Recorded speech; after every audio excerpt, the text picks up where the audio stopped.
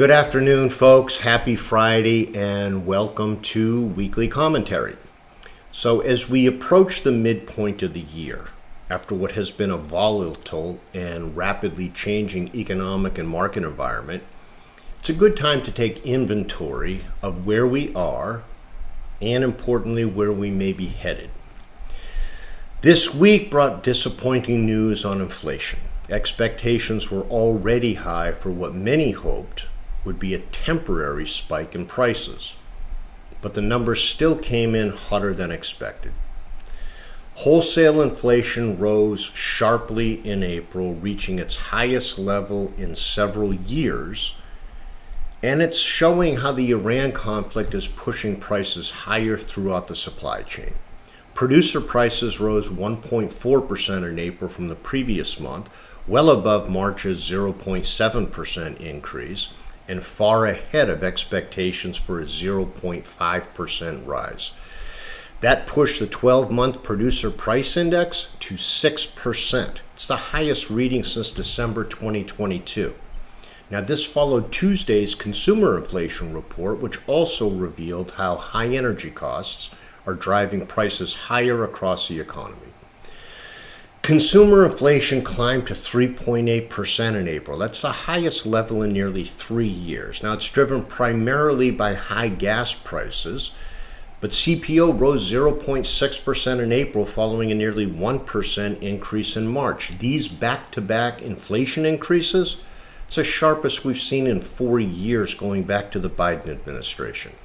The recent rise in inflation since the Iran conflict began roughly 10 weeks ago has likely taken rate cuts completely off the table for this year. And in fact, prediction markets are now showing growing odds up to 50% of the possibility of a rate hike. Now, at the start of the year, the Fed was predicting that rate cuts sometime this year would certainly occur, probably multiple cuts. Once again, the Fed's predictions earlier this year of a vastly different economic and rate landscape than we currently have shows their hubris in their ongoing destructive and market-rattling forecasts. In the meantime, a sharp increase in oil and gas prices remains a primary driver behind inflation. So far, those higher fuel costs have not broadly spread across the economy outside of areas like transportation and airline tickets.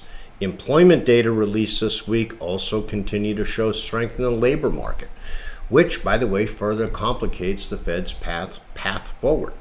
Strong employment data is positive, but for the first time in several years, inflation is now rising faster than wages. This is pain consumers may increasingly feel if this trend continues.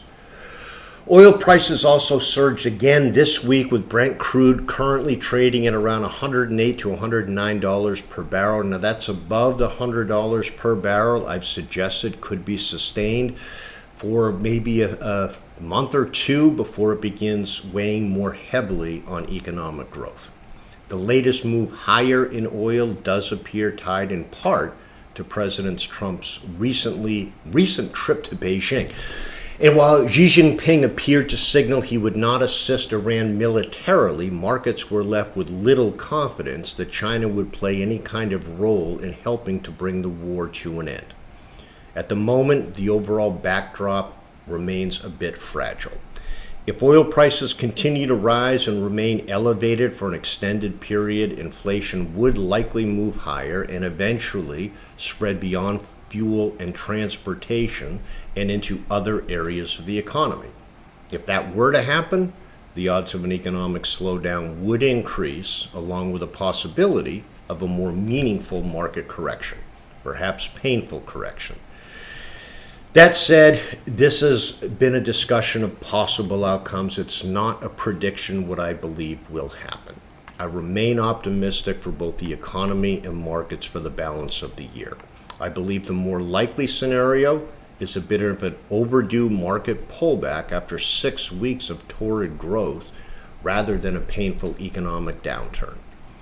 One reason for that confidence is that many of the current inflation drivers remain tied to the president's decisions that can quickly change. Also overlooked in recent inflation discussions is the fading impact from tariffs. Fortunately, likely, we've already seen the peak inflationary pressures from these tariffs, and future effects going forward should be much more limited. It's important to note that today's inflation environment still looks very different from the broad and systemic inflation cycle that began in 2021. Current inflation pressure remains concentrated primarily in energy-related areas, and it's not yet spreading aggressively throughout the broader economy, and that's important.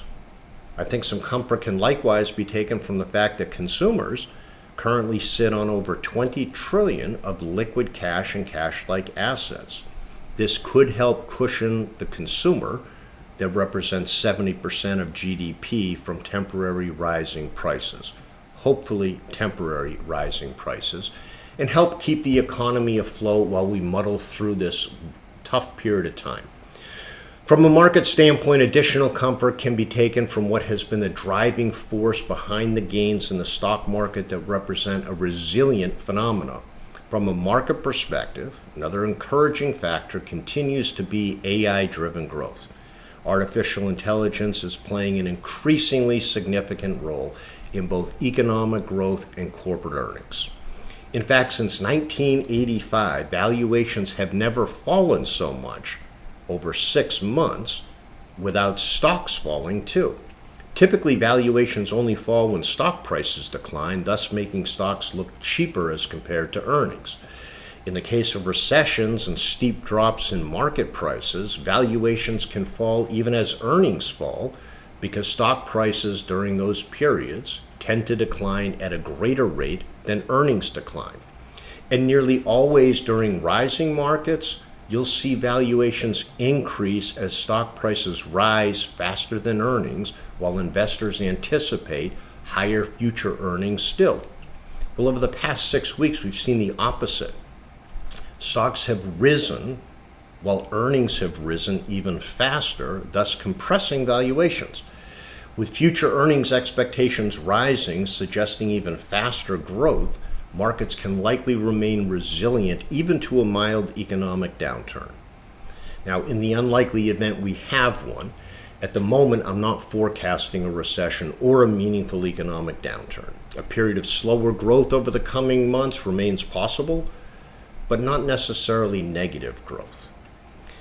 The next several weeks should provide a much clearer picture regarding inflation, oil prices, Fed policy, and the overall direction of both the economy and markets.